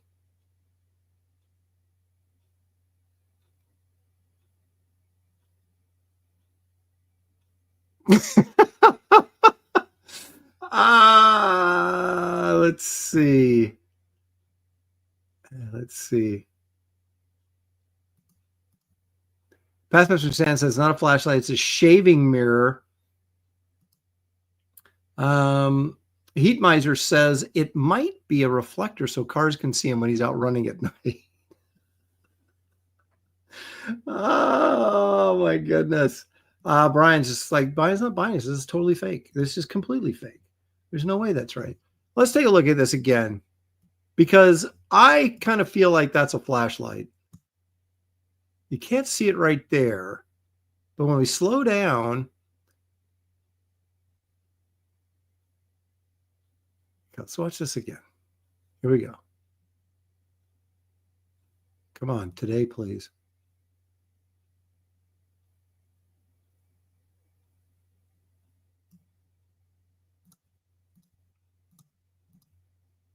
Oh, how come I missed it now? I can't find it.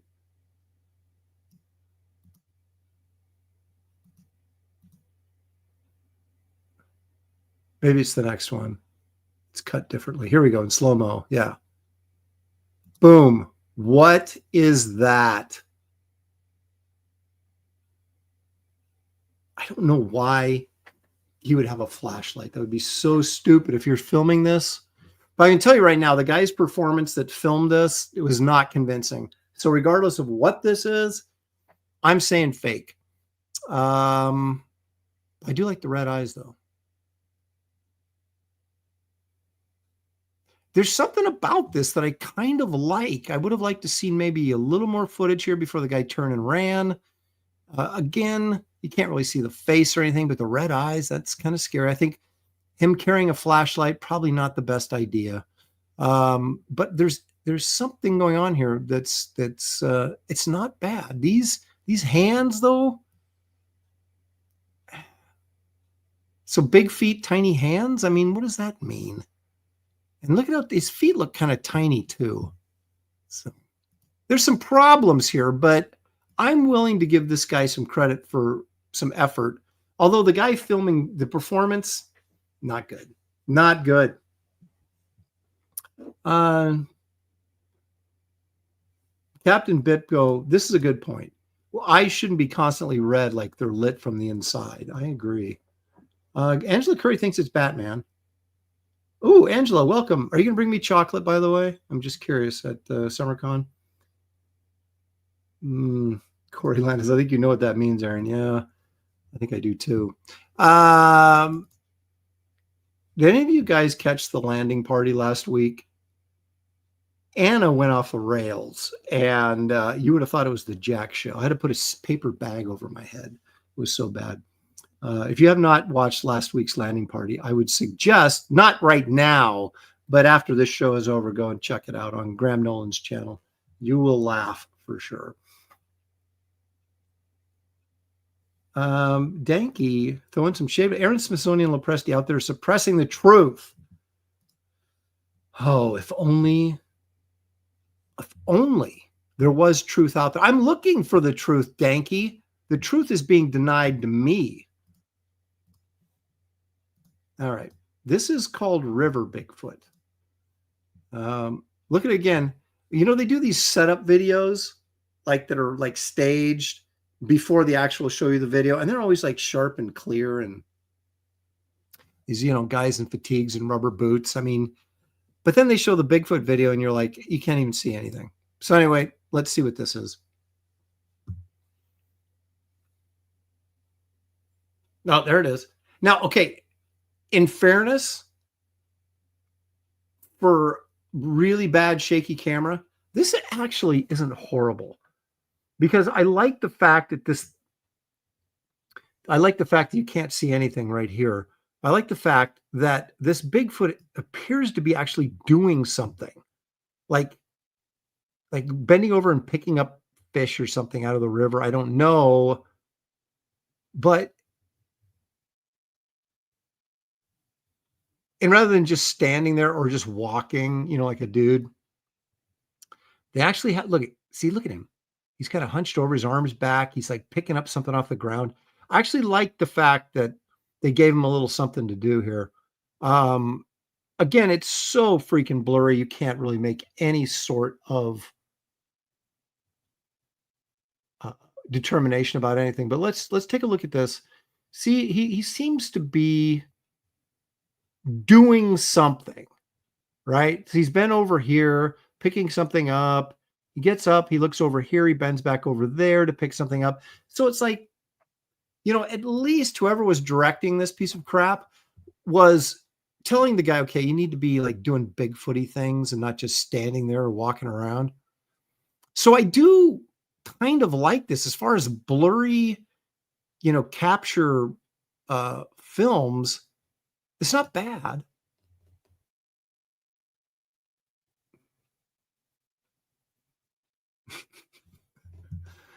Now Randy Hall saying that could be Art Taber during the salmon run. I don't know. Captain Bippo says he's clearly pooping. Maybe, but at least he's doing something.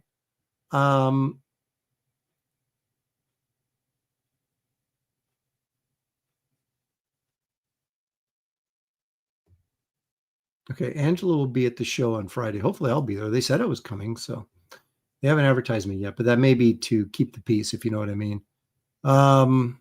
See, he got a fish there? So, I mean, come on. At least he's doing something.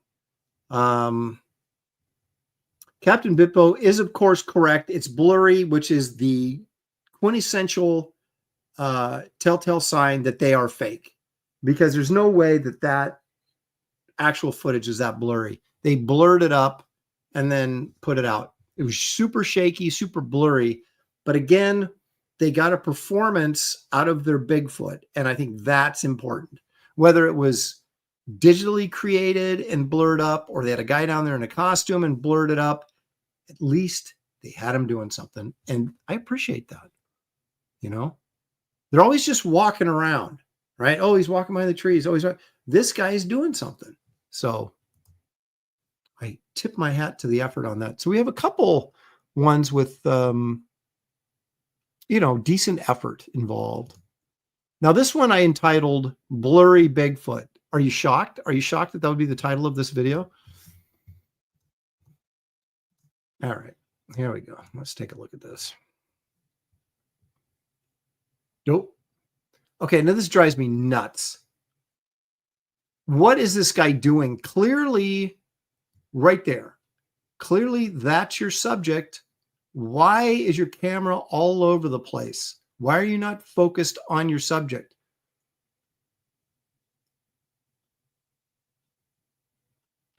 Okay, but see, they got some sort of Planet of the Apes thing going on here, right? So this would be like Cornelius from Planet of the Apes, his face surrounded by the hair. So see that right there? Right there. That's Planet of the Apes going on right there. In fact, this may be a Halloween mask from Planet of the Apes. And okay, again, now see, I don't think these are all horrible, other than the fact that they're blurry and you can't see anything. But other than that, they're actually doing something. Like the creatures are like look, he's kind of hunched over. What's he doing here? Look at that. He's picking up something, or he's hunched over, you know. So he's like, it's not like, oh, you know, we caught Bigfoot on a Sunday stroll through the woods. He's actually Bigfoot in his environment, looking for food or grubs or something, right? So he's actually doing something. Again, I like that. Now, the photography is, maybe this is the worst I've ever seen. Why are we down here? You start right there. You got Bigfoot and you're doing this. This is absurd. And then down here again. And now why are we over here? There's nothing over there. Then we come back finally. This is just terrible. But then you get the Planet of the Apes moment right here. And then what did the guy look? Now watch when Cornelius dips his head like that. I like that. I think that's good. Dips his head like that and then turns and scurries off.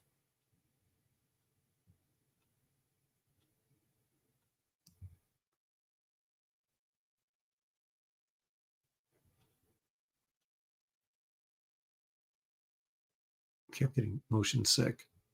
Then he turns and dips his head. See this? If this wasn't such a ridiculously bad video, look at that. Look at that Planet of the Apes right there. That's Planet of the Apes, baby, all the way. Look at that. If that wasn't so ridiculously bad that it has to be fake, I like this one. But again, if it wasn't blurry, it probably would really look fake. And maybe that's, I guess that's part of the deal.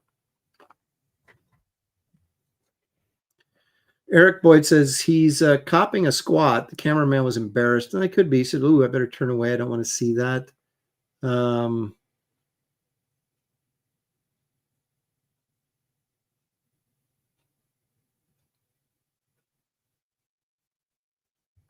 I like the Planet of the Apes, what we got going here. So you got his nose right there, his monkey nose, his eyes, his mouth is down here. Big monkey brow here, forehead. I like it. It's like Merv the Astro Chimp. And then the performance, the dip before he turns and walks off. I like that.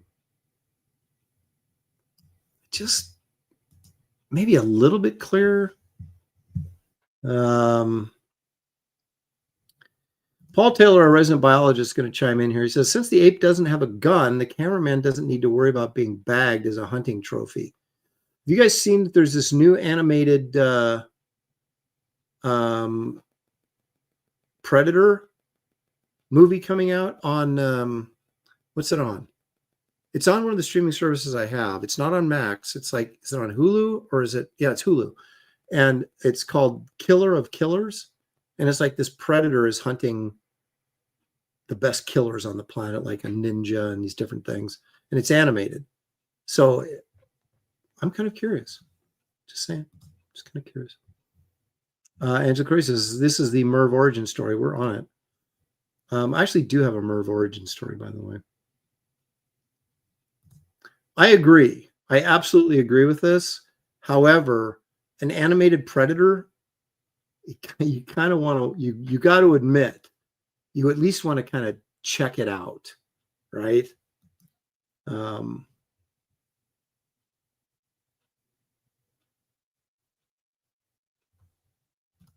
Corey Landis says animated predator looks violent even by predator standard. It does, but I'm curious and I want to see the animation because it looks really stylized and like it could be cool. So we shall see. But I am going to check it out because I do get it as part of my Hulu package. So, okay.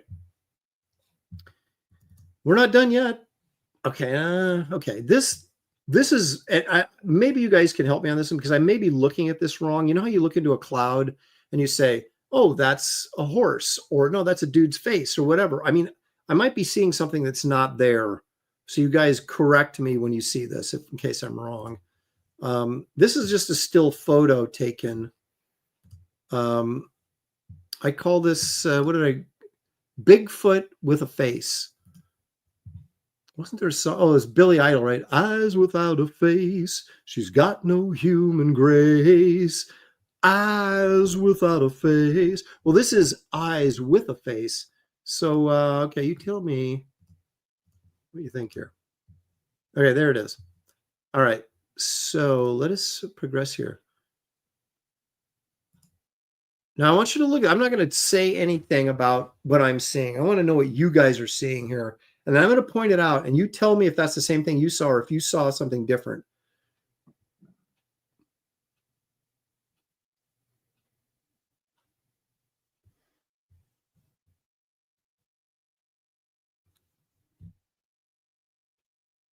So we have Bigfoot allegedly, hiding behind a rock, or maybe he's taking a dump here too. I mean, maybe that's all these guys do is capture these, but he's down behind a rock, maybe he's sitting.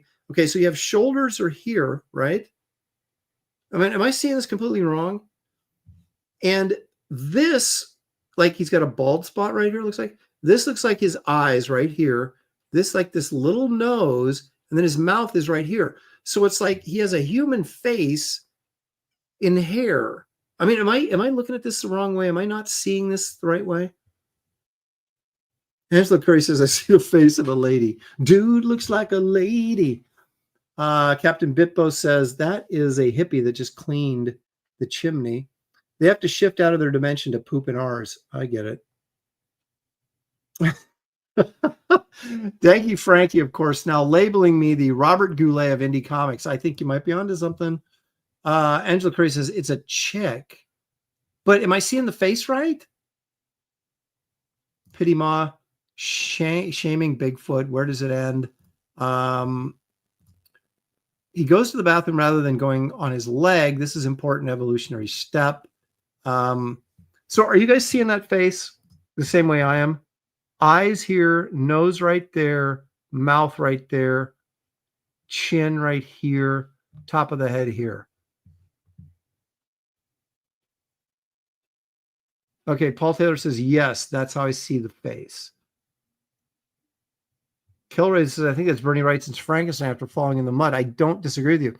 So this is just bizarre to me because it's almost got like a regular human face. So it clearly couldn't be Bigfoot.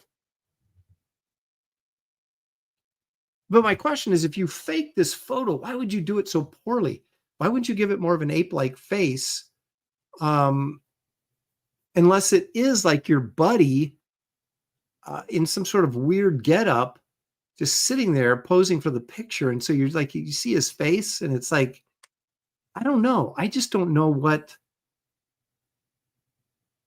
you know, are we just seeing something because we want to see something? Is that like part of the rock? Or maybe it's not Bigfoot at all. Maybe that's the problem, right? Angela Curry says it's clearly a witch.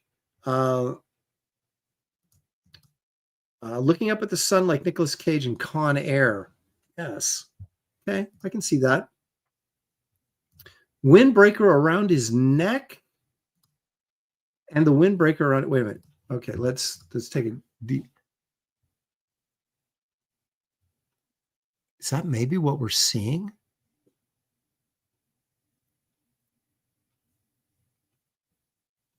I wonder, maybe that is what we're seeing. Again, Captain Bipple says, all I see is a dirty hippie. It's right there. It's right there. Can you draw it from on there, Aaron? I can't see what you see. Okay, wait a minute. I hear, look at my mouse. There's a side of the nose right there. There's a shadow right there. There's a nose. Mouth is right here. This would be like his cheek. He's like maybe smirking or something. This is the chin right here. And this would be like the bald spot on the top of his head. Oh, okay. I-974 says, I see a face and a head with an old style bomber hat, goggles. I see that now. Like Hellboy, like right here. Okay, so right here and right here are the is that Hellboy? Did they take a picture of Hellboy, put it in here, and then turn him blue? Is that what that is? That's Hellboy, isn't it? I bet they took a clip from the movie and put that in there. I think we've solved this. Hellboy. There it is. So Hellboy actually really exists, or somebody took a picture from Hellboy screenshot and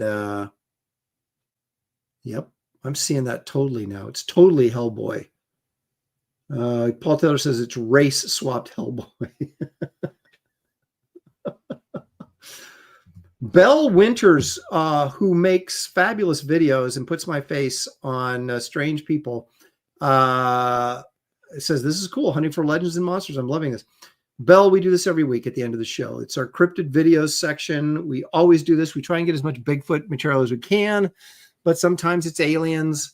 It could be naked aliens running through parking lots that scare my wife, things like that. There's all sorts of good stuff. So check us out every Sunday. You won't be disappointed. Let me rephrase that. You probably will be disappointed, but check us out anyway. Okay, we got another one here. All right, so okay. Why this isn't a movie, I don't know. It's just a still frame.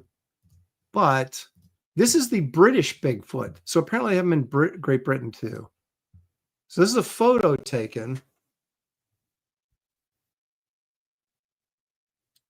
Again, I got a problem with this.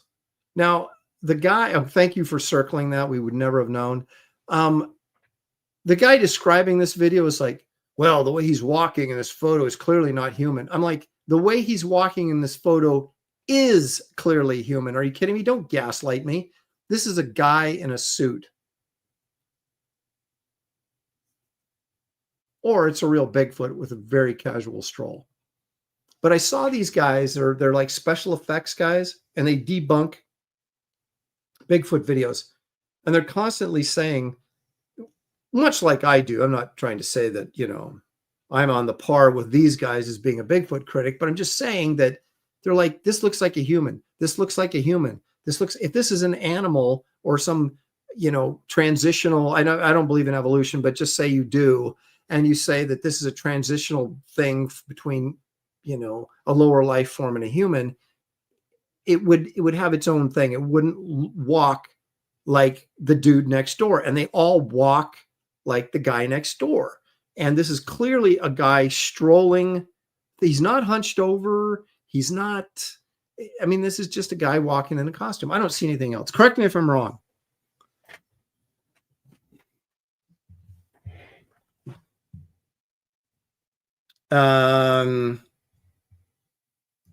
Well, Paul Taylor, of course, pointing out he's got pretty good posture, so he's getting his regular calcium supply. So maybe that's, so, okay, now hang on a second. Let's think about this for a second. So this Bigfoot is on what appears to be farmland or pasture land in Great Britain. So could he be going early in the morning and milking the cows to get his calcium? And that would, then he's upright. And so he's no longer this hunched over primate type guy. He is, that's interesting.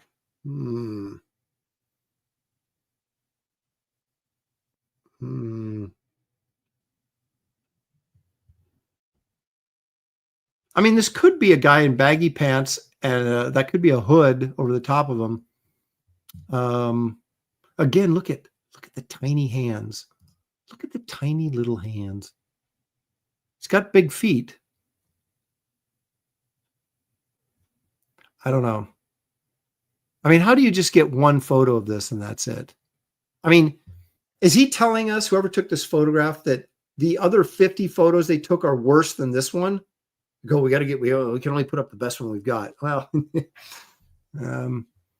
I mean, the fact that they've got, provided this is, again, is not a CGI image just put in there, or a, that it's actually a guy in a costume. At least they got a costume, but I don't know. Again, the performance on here is weak. And I want to do a little flashback here from just a few minutes ago, because I know that Bell Winters just joined us. And I want to say that we just saw this upright. Okay, but here we have a Bigfoot hunched. Now this is what I'm talking about. Again, comparing the performance art here with Cornelius. There's Cornelius from Planet of the Apes. Okay.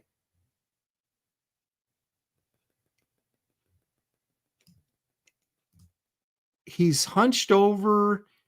This is, you know, terrible footage, of course, but, and again, I'm going to point out that at the end, when he drops his neck and scurries away, after we get through all the bushes, here we go. Look at him drop his head and turn away. Boom, right like there. That's that's performance. That's monkey art right there.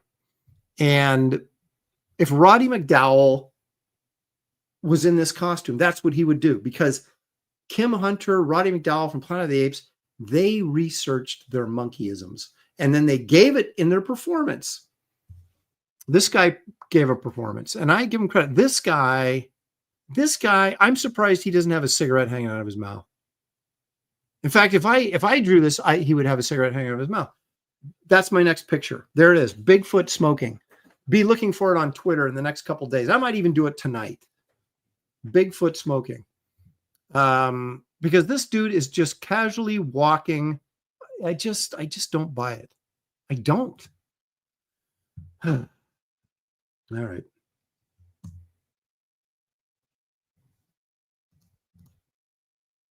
Pity Maw. You want to see the very first? I've got it right here, and I'm going to show it.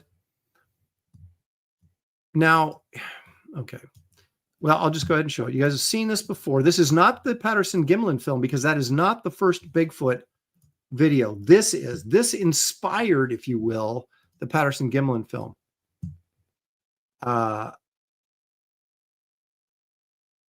again, you've got... Okay, so the guy that released this film, this was 1967, I think. His whole family came out and said that this was fake. Okay. And yet people still show this like it's something. It's a dude in a costume. That's what it is. It's fake, and admittedly so. But again, you've got a performance. You've got this guy crawling around looking for grubs or whatever. And this was in the same area where Patterson and Gimlin went and shot their film. So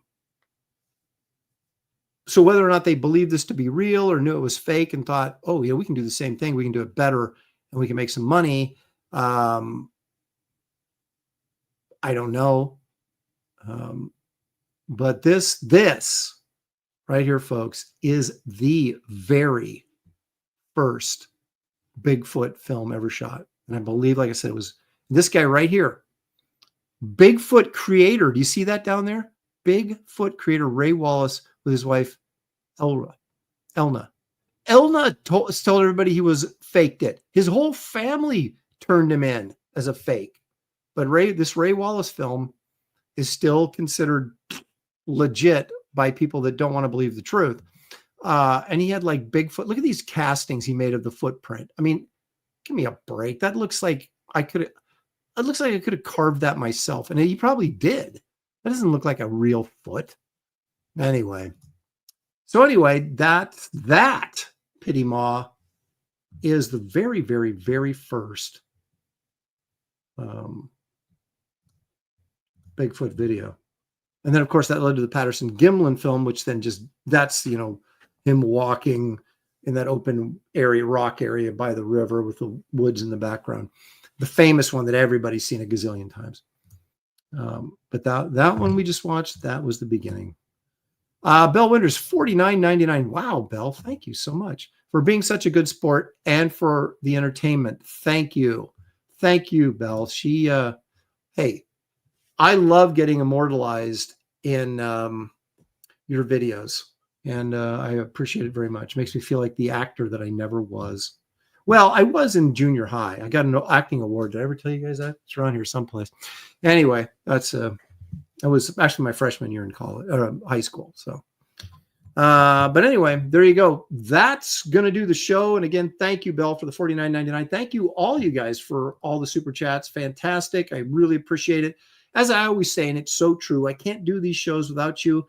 And I appreciate it very much. You guys taking time out of your day to spend with me and have a few laughs, look at comics, and make fun of people trying to convince us that cryptids are actually a real thing. Maybe someday they'll convince me, but they haven't yet. Okay, that's all I got. Professionals on Tuesday. I might be on Comicsgate Kings Monday. Depends on what we're drawing. And then Wednesday, of course, Graybeards with special guest Jeff Johnson. You'll remember him from Wonder Man, Way of the Rat on from CrossGen, if you were a CrossGen reader. He worked in Malibu. In fact, I think Jeff and I have destroyed at least 3 companies that we worked out at the same time together that went under. So we have that. Hopefully it won't destroy the show completely. But again, hit the like, hit the subscribe, help this channel grow. Thank you guys. Enjoy the rest of your Sunday evening, and we'll see you right here next week on Aaron Live. Good night, everybody.